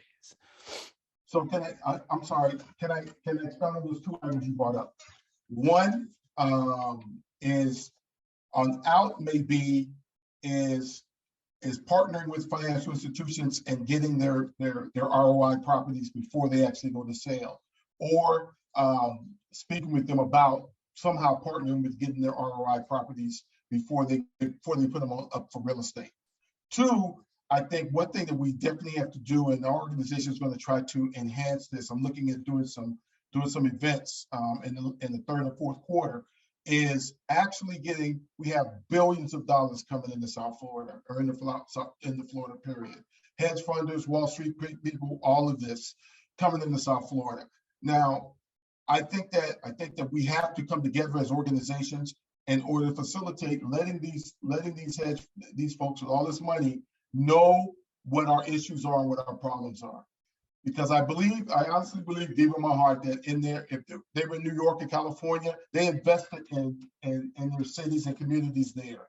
Let's get them to do that here, but we got to introduce them to our different organizations, and I think that's one of the things that they can actually invest in.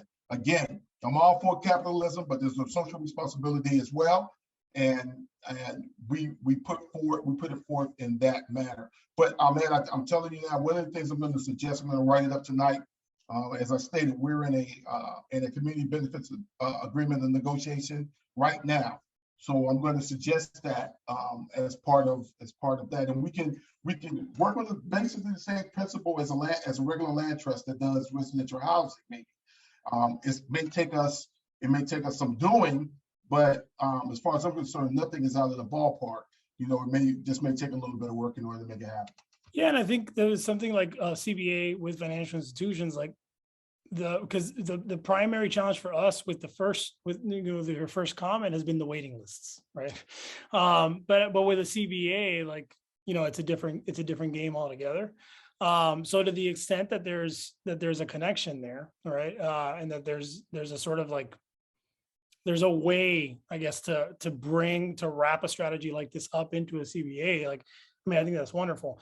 Yeah, and then on the second comment, I totally agree. You know, I think, I think there's a lot of coming together that needs to be had, generally. Absolutely. I couldn't agree more with that in terms of coming together. And that's something that SFCDC is trying to think through as a cross-sectoral coalition that's seeking to partner with public, private, and nonprofits. How do we bring all of those entities together to have conversations and wrestle through the little bit of consensus that we can draw with all of the diverse interests and perspective and things at hand? And so, of course, naturally, we thought the first place to do that is with our coalition advocates and allies here tonight. And hearing these ideas is definitely inspiring and encouraging to that end. And so I wanted to pose a question for the group at large, and I want to encourage, you know, other participants to not be shy and to chime in here. Many of you may be familiar with, in our last housing roundtable, Sabrina presented on the Miami affordable housing framework. And in that they have the PALM structure, right, which focuses on the four qualities, and the last two, land and money, tend to be the biggest issue. I largely feel, from my humble perspective, to the points that you all were just recently talking about, access to capital and access to, I think, the ownership of the land, so that they aren't taken advantage of from the commercial property owners. Is there any benefit to creating a similar framework from a small business perspective in terms of how to help sustain them and think about, you know, access to capital in a broader terms, similar to some of the different strategies that Ahmed just provided? So I'm curious if there's any thoughts around that. It's something that I've been thinking over for some time now. In what would that even look like, right? If we had a framework to go off of that's concise and really speaks to the issues that we're seeing here locally. So wanted to open up the floor to any of the presenters or others among us on thoughts towards that end.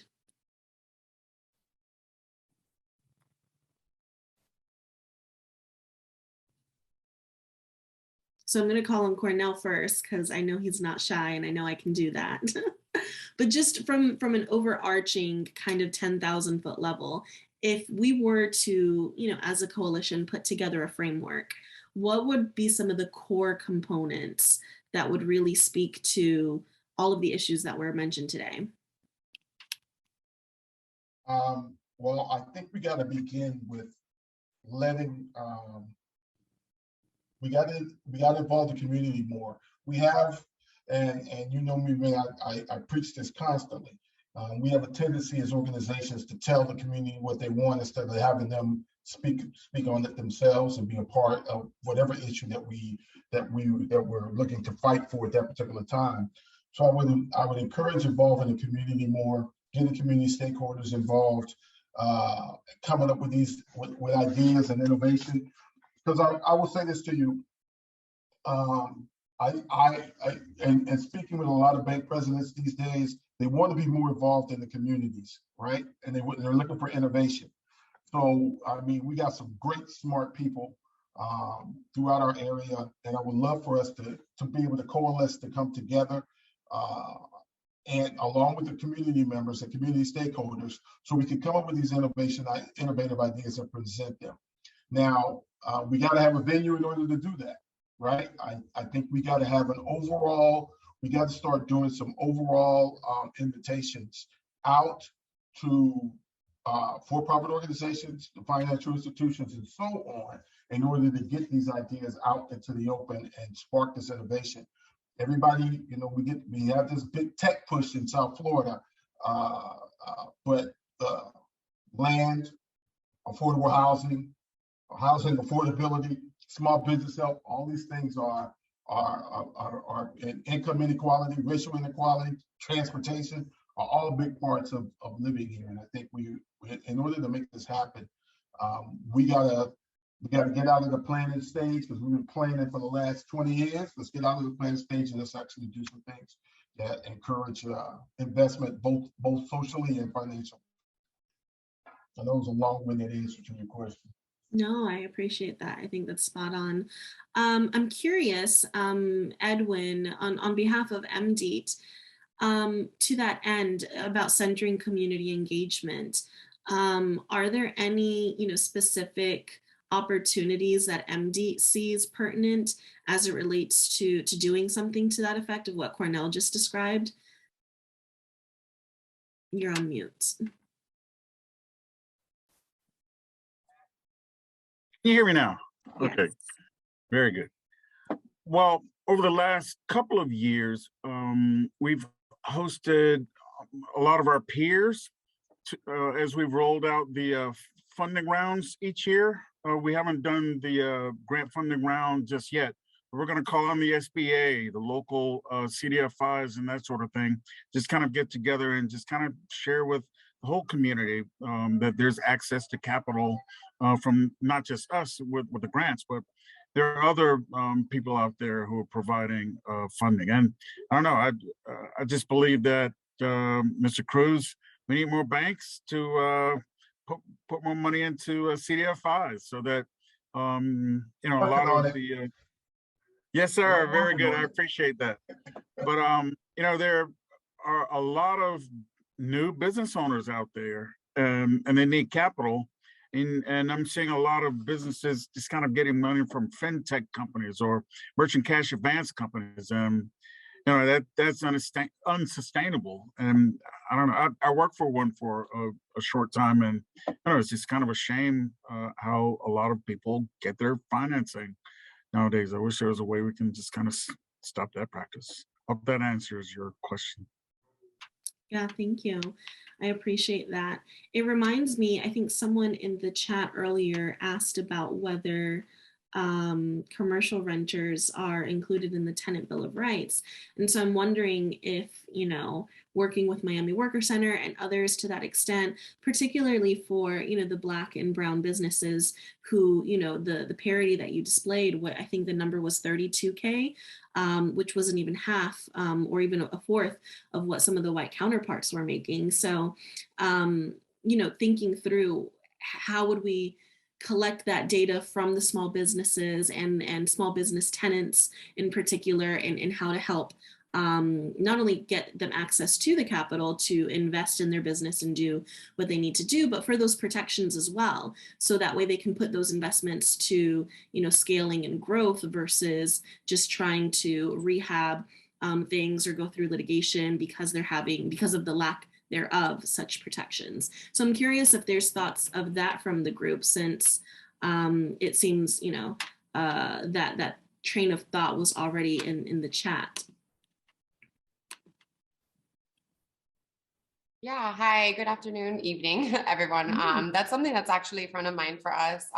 Some folks may have seen that the Miami Foundation was recently the beneficiary of a pretty sizable grant from Wells Fargo to further asset building for small businesses, specifically minority small businesses. And certainly we can distribute those funds, and we will over the next 3 years, but how do we leave like a longer legacy that will affect small businesses? And this has been top of mind. I've seen so much positive press about that accomplishment, the Tenant Bill of Rights, right? Like fair warning of increases, like the ability to even withhold rent for disrepair. When I've met firsthand with small business owners, they tell me like, I don't own my space, but I remodeled it, I rehab it, I do all the repairs and maintenance. So they're putting in the sweat equity without anything to show for it. So of course we'll have some, commercial real estate acquisition work that we want to fund, but how do we like set that kind of policy agenda, like you're saying, May? How do we really establish salience around, it's not just the housing prices that are becoming unaffordable, your favorite small business is being priced out, right? And so I would love to pursue that. I'd love to set a table and start to see if we can champion that type of legislation the way that it was recently championed for residential folks. And so I'm happy to hear that there's interest. I think that I don't think a lot of folks on Main Street are really aware of what's happening to our small businesses with the rent issue. Yeah, absolutely. Couldn't agree more. Edwin, I saw you come off mute. I don't know if you wanted to chime in on that. So sorry, I missed it. You're in the middle of your question, and here at the great Miami-Dade County, my internet. No worries. I saw you came off mute, so I didn't know if you wanted to piggyback off of what Brittany just shared about the idea of having protections for small business owners who don't own their properties. Listen, don't tar and feather me or throw tomatoes, but I'm just one of those guys who has a problem with government being involved in the market. So sorry. I'm sorry. I just think that government should butt out of any type of regulations. No, I completely understand. I do want to ask, and I see Doug and several others on the line from a developer perspective. We talked about developers quite a bit, and when it comes to land use and zoning and having spaciousness, when it comes to the CBAs that were mentioned earlier about how we are providing that commercial space for small businesses. I'm curious what the role of the developers could be in that, in terms of advocacy. And Sam, I know you come from the developer world as well, so if you have any thoughts to chime in on that, curious to hear more from that perspective. The question is how do housing developers or developers period contribute more? Developers in general, yeah. I know we talk a lot about affordable housing developers, but developers who have these parcels of land that are available to them, thinking back to what Alma was sharing when it comes to like community ownership, right? And just thinking of ownership in commercial properties at large, and thinking of CBAs and the way that we could leverage that tool, knowing that developers do set aside funding, right, for CBAs. Right. How can we leverage that better? One, I mean, to Cornell's point, he just said that he himself found out that most developers set aside that money. So I think it sounds like some popular education about CBAs and how we can leverage that could be an interesting angle to approach this from. But just curious from the developer's perspective as it relates to how we can support small businesses. Fact of the matter, I've never seen that in affordable housing developments that were done by any of the not-for-profits or the for-profits, where they had something in their budget that was to negotiate community benefits payouts or funding to meet community benefits agreements. My own experience in seeing that at play was when the developers at the Magic City Innovation District were applying for special area plan approval. And through that, they were pretty much required to negotiate community benefits agreement. And it was multi-level, multi-tiered in terms of what those benefits were, in terms of they included hiring preferences for people within certain distance of the site, the number of small businesses that would be given preferential renting opportunities.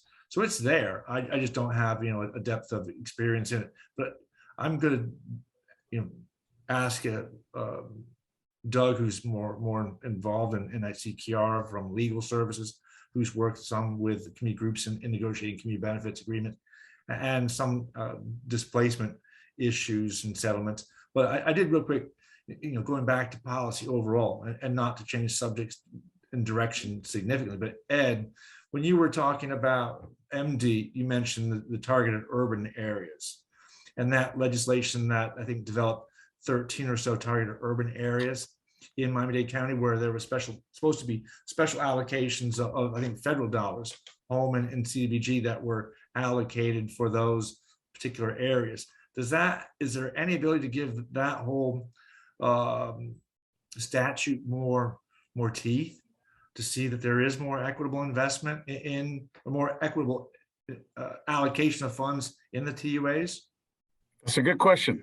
The TUAs are changing. For example, both Richmond Heights and Bunch Park were built for the Black soldiers who came home after World War II. If you'll drive through those places now, it just kind of looks like Hialeah, honestly. So, are those areas targeted urban areas still? I mean, a lot of those houses have changed. They're middle class communities nowadays. You'll have Pookie, Man, and Ray living next to Jose, and they're all good. Pookie, Man, and Ray ended up growing up in that house. It used to be owned by a granddad or great granddad who was in the war. So, I think those lines should be redrawn, honestly. In fact, Bill Diggs doesn't want to focus on those targeted urban areas anymore. He also believes that we should not just be focusing on the poorest of the poor, that there's some middle class Black people who are just kind of losing their footing, and they need a lot of help so that they can employ Pookie, Man, and Ray, if you will. I hope I answered your question. It did. I just was looking at, what are the global sort of opportunities to produce a catchment of resources that can address a wide variety of the challenges in terms of creating more economic parity. And I just believe that the CDFIs of the world are going to lend more money to small business owners, Black, white, or green. In fact, while I was at BBIF, the Black Business Investment Fund, our first loan was to a white couple. The principal of the business did an excellent job of opening restaurants and that sort of thing. However, he had he had some felonies, but he still needed money, and he had talent. So I just believe CDFIs getting money from banks via the CRA will just kind of do the trick, in my opinion. Yeah. I see some conversation in the chat about inviting the CDFIs, and we definitely wanted to. Some of you may or may not know, some of the partners that were mentioned are actually board members of SFCDC, and unfortunately they were on vacation, so they were unable to join us this evening, but absolutely have every intention of bringing more people into the fold, having all the diversity of perspective, both from an institutional place, but also from the small businesses themselves, and hoping to bring more of that into centered into our conversations. Yes, CDFIs are community development financial institutions. Sam, do you want to elaborate more on that? And I was also curious about Natasha's comment previously about zoning. I don't know if you're comfortable coming off mute and chiming in more on that, but I think that it's definitely along the right train of thinking in terms of what SFCDC is hoping to pursue. So I wouldn't have a lot more to add about the importance of the community development financial institutions. I would agree with Ed, and I think Cornell was shaking his head in affirmation. Yeah, that we need to look at mechanisms to get more funds to those CDFIs, so the funds can go from the CDFIs out to address issues of small business development and small business retention. Yes, and a number of them are members of the Yes. coalition and have been for many years. And it's an area that we're specifically trying to grow as well, to have more representation on that part. So I think in the interest of time, I don't want to belabor the time. I know we set out time until 7:30 to have robust conversation. I think there's been really great points made across the board, from ownership to commercial properties. It sounds like a small business tenant Bill of Rights is something to explore a little bit deeper. Would love to have more conversation with you, Brittany, about that between now and our next, roundtable on economic development, to kind of think through what that could look like, and definitely welcome others as you have ideas or other partners that you want to bring to the table. Please feel free to let us know. Sam and I are always welcome to have those conversations and explore partnerships, not only on our own behalf, but on behalf of the coalition at large. One of our mandates is to broker those relationships and pair people up so that there's less of a sense of competition and fragmentation and more synergy and consensus wherever it is feasible. With that said, I'm going to pass it back over to Sam, who's going to help wrap us up on a couple of items. I know we usually do a survey for you all, just to let us know how we did and any other ideas that you might want to share with us as you let all of today's conversation sort of simmer and marinate. And then we will gladly let you all get back to your evenings. So Sam. Thank you, May. Yeah, we were thinking the same thing. I just real quickly posted into the chat whatever, 30 days from now or whatever the case may be. The link for the survey. We will be emailing that out tomorrow. We'll be emailing out a follow-up to this roundtable with the information shared by our presenters. And on that note, I do want to thank Ed and Cornell, who are still with us, for their willingness to present, and Sadaf and Ahmed as well, who both had to sign off. But I think it's important to reiterate that this is the beginning of our convening these conversations as roundtables to talk about what are the issues. I think we know what the issues are. They were pretty well summarized by all the presenters. The economic challenges that are faced by so many folks in the Black community. So keep that in mind. Not stew, but let these thoughts percolate. And I'd sure like to have a commitment. I'm not asking for people to do a show of hands that you participate in the next roundtable where we will continue this conversation. And we are doing these every 3 months. So there will be a third quarter and a fourth quarter convening focused on economic development policies and issues and challenges. And what do we as a coalition? I think SFCDC is uniquely positioned to be that organization that convenes these sort of cross-sectoral policy roundtables and conversations. And we hope that towards the end of the year, towards that or by and if not at the fourth quarter convening, to really start to solidify what are some of the policy agendas that we as a coalition have relative to advocating for meaningful, impactful new policies that promote economic development, and what are the collective actions. We are a policy advocate entity, but we're also a convener that is looking to bring folks together. So to me, it was really exciting to have Edwin and Cornell and Ahmed, talking to each other here tonight. I don't know how often those conversations take place outside of this sort of format, but we'd certainly like to be the facilitator to see those conversations continued. So again, we will be getting a recap email out to everyone, hopefully tomorrow. But if you all could take the time to download the link or click on the link for the survey, that would sure be appreciated.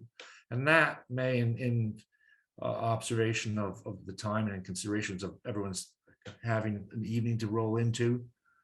Thank you, Natasha. I'm going to wrap and turn it back over to you, May. Thanks so much, Sam. Much appreciated. And thank you, Natasha, for that resource. We'll definitely be sure to include it in the recap, as well as a resource for folks to take a look at and explore.